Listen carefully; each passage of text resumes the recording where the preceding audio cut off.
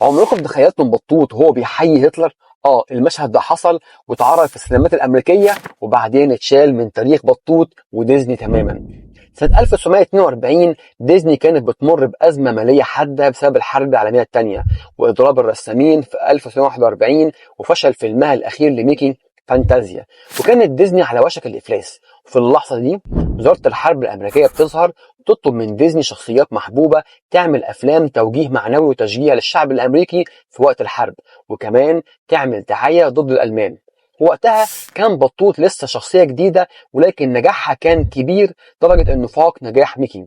وعشان كده بطوط فعلا عمل كذا فيلم تحت بند التوجيه المعنوي زي ذا سبيريت اوف 43 واللي بيشجع الناس فيه انها تدفع ضرائب الحرب. كانت مجموعة أفلام قوية ومؤثرة جدا. بس النهاردة أنا مش بحكي عن دول، أنا بتكلم عن الفيلم اللي فيه المشهد اللي ديزني حاولت تمسحه من التاريخ، دير فوهلرز فيس، إنتاج 1943. بطوط في أول الفيلم بيصحى في نسخة كابوسية كاريكاتيرية من ألمانيا النازية، الشوارع كلها أعلام النازية، الحيطة أوضة بطوط عليها صور هتلر، وبيصحى بطوط يحيي هتلر. وبنشوف مع بطوط ازاي ان الاكل مقنن وسيء والقهوة كمان كانت ممنوعة. ولكن المشهد الاساسي والاهم في الفيلم واللي اتحذف بعد كده بالكامل كان بطوط واقف فيه في مصنع عسكري الماني، وكل شوية على خط سير الانتاج بيظهر لبطوط صورة هتلر، وكان لازم يحيي الصورة كل مرة بحماس شديد بهايل هتلر. واتكررت التحية دي اكتر من 40 مرة في اقل من دقيقتين. ومع كل تحية الموسيقى كانت بتعلى والضغط بيزيد وبطوط في الآخر بينهار وبيقع.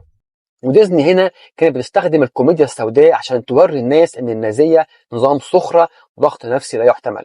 والفيلم طبعا خد الأوسكار سنة 1943. ولكن بعد 8 مايو 1945 لما الحرب خلصت بقى في خوف من ربط بطوط اللي هو رمز طفولي عالمي بصورة فيها تحية للنازية حتى لو كانت سخرية.